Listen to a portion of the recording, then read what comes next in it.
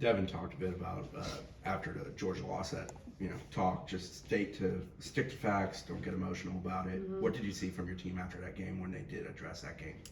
I mean, it was just kind of crazy down there in general for the amount of runs that were scored just in all teams. So I think there were some teams that were in the 30 plus. They gave up 30 plus runs and then won games. Like, that is just absolutely bananas. So there's a little bit of like, we've got to figure ourselves out, on the pitching side and the defensive side on making some plays and stop the bleeding.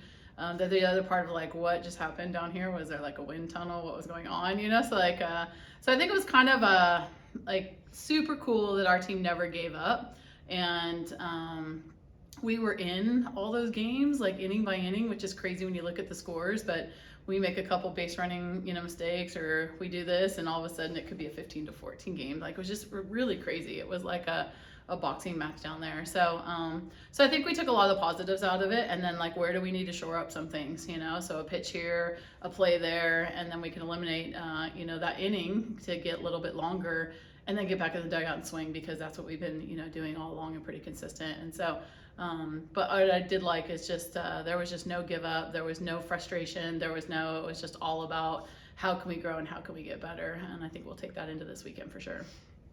I guess, how rare is it when you have, that many teams of that caliber, and, I guess all of that happens. I guess, how much of a rarity is it to see, kind of, the game plan or whatever you're playing for just kind of, go all over? Extremely rare. Like, I don't, Tim would probably know last time we've given up 20 plus runs. I don't know what year that was, but I know the last time someone had to lead off bases was my Stanford days, like way back in the day. So like, that's just kind of an unusual situation to be in. But I think at first you look at yourself and you're like, man, like, what are we doing? And then you hear everything that's going on around the whole park and how it was kind of the whole park. I mean, there was definitely some close games, but there was a lot of games that were really out of control. So I don't know, is it something with pitching? Is more people using more pitchers? Are hitters preparing more? It'll be interesting to see how the season goes along with that. I think that TV doesn't want that, because they want close 2 hour and 15-minute windows, and that's not even hitting that mark at all. So but yeah, so I think you just got to flush it and learn from it and move forward, and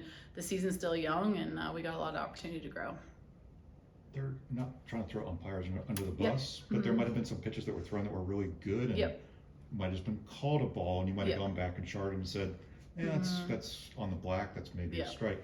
How do you encourage a pitcher to say, hey, go back and keep doing what we're teaching, what we're trying to get? Yeah, so we do this thing called Well Better House, and so we debrief every single game, and we go back and watch the games, and we give ourselves a grade on the intent of what we were trying to do versus the outcome of what happened. So whether it was called a ball or strike, where were we trying to throw the pitch? So I think for us and our growth in the youth that we have in the circle right now with experience, to me, that's more important this first month than actually what is happening. So, are we going to miss some spots? Yes, we are. We got taken advantage of that and some good hitters. But there were some pitches that were really close that could have gone either way, but we want that percentage to be higher. We need to be in the 80% of intent versus we're like in the 50s right now. So that's why I think for me now there's a lot of growth and opportunity there for us. So yeah. And then on the other side, I'm a big fan of a tight strike zone. I like a good tight strike zone. I always have. I think for me as a pitching coach, that's a rarity probably, but I also know how hard the hitters work and how great this game is. And I think when you get a really wide zone, or if I beg for a really wide zone, then I'm taking it out of the hands of people that work every day for a good zone. So I think that's where we need to figure out pitching staffs and things like that. So I always talk to our pitchers, like, we want a good zone, because that means our team has the opportunity to hit. We just need to be better at executing pitches, and that's what we need to work on. How did the pitchers in general handle the weekend as far as confidence and coming out of it and learning from it and moving on? I mean, I think a little, it's like you got punched in the mouth and you're kind of in the rink still and you just don't know, how to get up and fight back. But I expected that. I expected, our schedule to be really tough. I expected us to get exposed a little bit.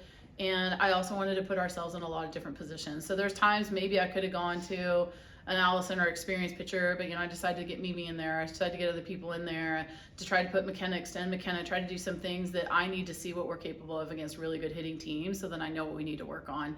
So so there was a collaboration of both, of wow, what's going on, to like, where are you going to use me? How are you going to use me, right? So I kept saying, stay with me and let's work through this, so then I can learn and we can learn so we could be better. So when we face the Alabamas and the Texas, and we make, adjustments this weekend to go to Oregon and do those things, like we got to make sure that we're better when we face lineups, 1 through 9 and power teams like that. So, yeah.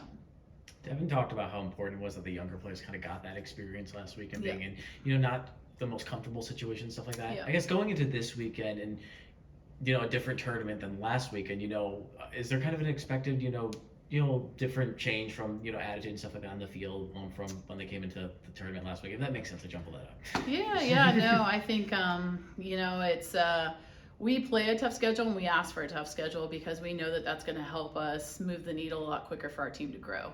And so I think the big thing right now is we knew the only need everyone, right? We knew that the game was going to expose us a lot in areas that we needed to make sure that our upperclassmen were right there with our underclassmen, knowing like, man, I was here as a freshman, sophomore too, and I knew what this was like.